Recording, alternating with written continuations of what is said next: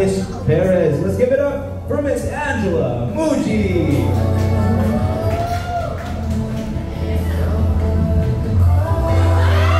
Angela.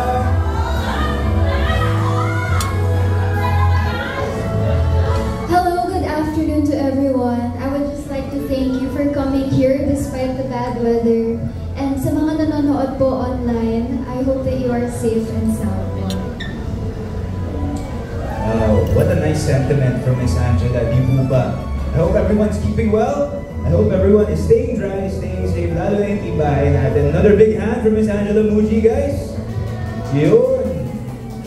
Buhay na buhay ang diwa ng fans. We love it. And of course, joining her, one of the most beloved rising stars of his generation. We first fell in love with this man as Yuri Hanamichi sa ang Kunyalang Section E and went on to prove his versatility by taking on yet a brand new role, a brand new challenge in the form of this project, Seducing Drake Palma. And yes, he showed us he could shine in his own light, in his own new role. Let's give it up for none other than Mr. Rabin Angeles.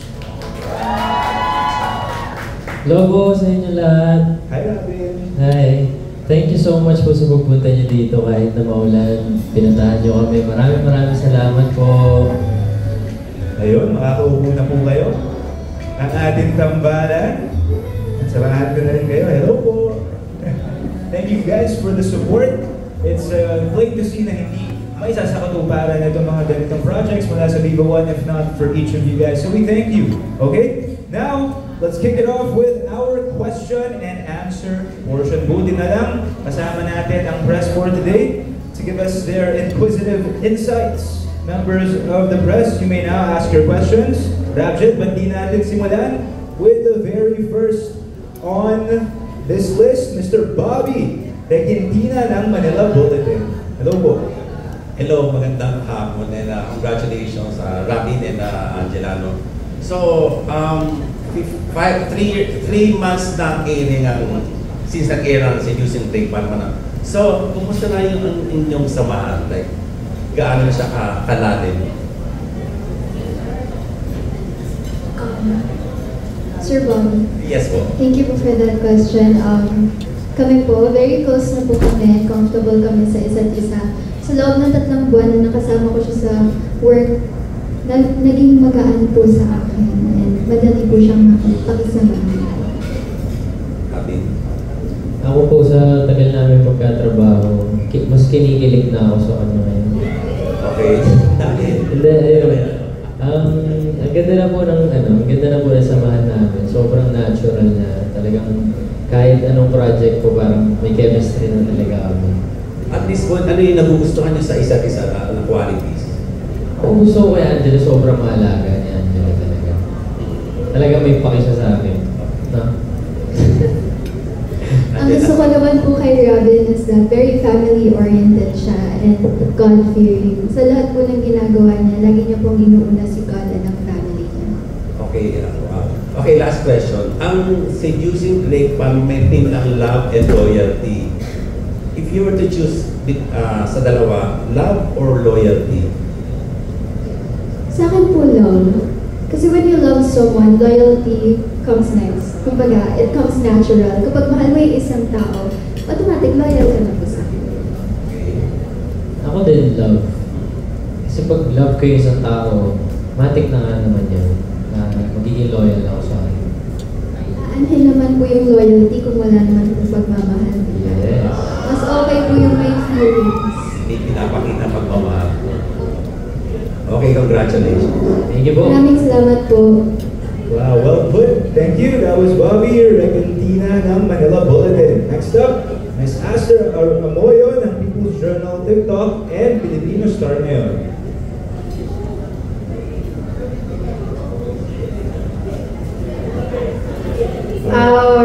Sa inyong dalawa, doon sa 3 months na nagsama kayo or magkasama kayo, anong na-discover niyo sa isa't isa? Na-discover ko po yung makulit niyang side. Kasi before po kami mag-work, nakasama ko na po siya sa Mutya, pero hindi po kami nagkaka-eksena. So wala po kaming batuhan ng linya, hindi rin po kami nakakapag-hang out. So, Nung nakilala ko po si Robin sa Seducing Greg Palma, makulit po pala siya sobra. Nakakatuwa po kasi nakaka-hype ng energy on set. Imbes na mapagod ka, matatawa ka na lang sa kanya. Ako naman, na-discover ko po kay Angela, kagaya ng sinabi ko kanina, si Angela sobrang mahalagang babae. Talagang pag nasa set kami, gusto niya sabay-sabay kami lahat kumakain, gusto niya okay ako lagi. May mga times na may sakit ako sa set, pinagbabaon niya ako ng fruits, talagang sinaslice niya yun. Tapos pinagdadala niya ako ng orange juice na wala lang, yun po yung pinaka gusto ko talaga sa kanya, sobrang mahalaga niya. Follow up. Kanina sinabi mo earlier na kinikilig ka na kay Angela. Nasa ang level na yung pagkakaibigan niyo? 1 out of 10 po. Parang, Out of 10. sige. Ano na? 9 na 9. Ikaw lang po ng 1 kasi I'm the one he needs. Yes. Hindi ko naisip yun eh. Thank you po. Salamat po. Lastly, si Angela ba is a girlfriend material? Oo naman. Ako. Like, same question sa iyo, Angela. Is he a boyfriend material? Ay, yes po. Kung sinasabi niya kung gusto niya na maalaga ko sa kanya, maalaga din po siya. Sobrang maalaga po niya and nag-aalala po siya sa akin lagi kung kumain na ba ako, kung nakarating na ba ako at set, kung safe ba ako nakauwi. Maalaga rin po siya. Ilirik pa ako ng isa. Anong pinaka-most memorable experience niyo working together? Na hindi niyo makakalimutan. Sorry, I don't know if I should say this, pero for me po, ito po talaga yung pinaka-memorable sa akin. Natapilok po ako sa stairs. Natapilok po ako sa stairs and hindi ko po yung expect na para patawanin niya ako, gagawin niya tong bagay na to.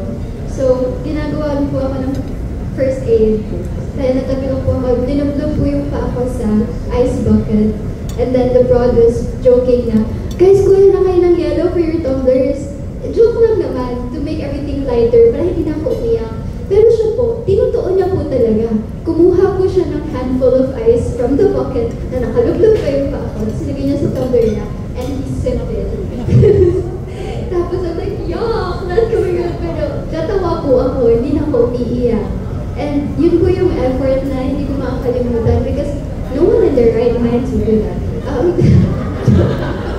Pero he did for the sake of trying to make me feel better. I really like that part. Ako every day po ng taping namin sobrang memorable para sa akin. Totoo yun. Totoo. Parang pagkasama kayo sobrang memorable na. Yeah. Alright, thank you, and good luck to your love team. Sana Thank you so much po. Sana maging totoo. Wow, may isa na tayong stand. Tita Astrid, thank you. I hope your question was sated. Okay, next up, we have Romel Gonzalez.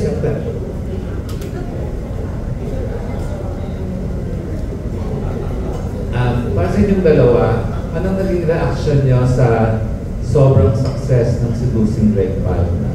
In-expect niyo na ba o nagulat pa kayo na super successful ang show? Ako po, from the start, hindi na po ako nag-e-expect. Kaya kung ano man mangyari, matatanggap ko po ng buong buo. Kaya po nung nakita ko na unti-unti pong nakikilala yung Seducing Greg Palma, sobrang tuwa ko po. And grateful po ako sa lahat ng mga sumusuporta po hanggang ngayon. Ako nung una po, hanggang ngayon hindi pa rin po ako makapaniwala talaga na tinanggap kami ng tao sa Seducing Greg Palma. Kasi before po ang Seducing Greg Palma, ginawa po namin yung Mundiana Section E. And grabe po yung pagtanggap ng tao sa amin. Kaya dito po sa Seducing Greg Palma, kinakabahan po kung ganun pa din po. Pero sobrang kinikilig po ako ngayon kasi talaga sinuportahan po nila talaga ako. Yan po. And for my last question, what if, pero huwag naman sana na sa next project nyo, hindi kayo makapartner, papayag pa kayo?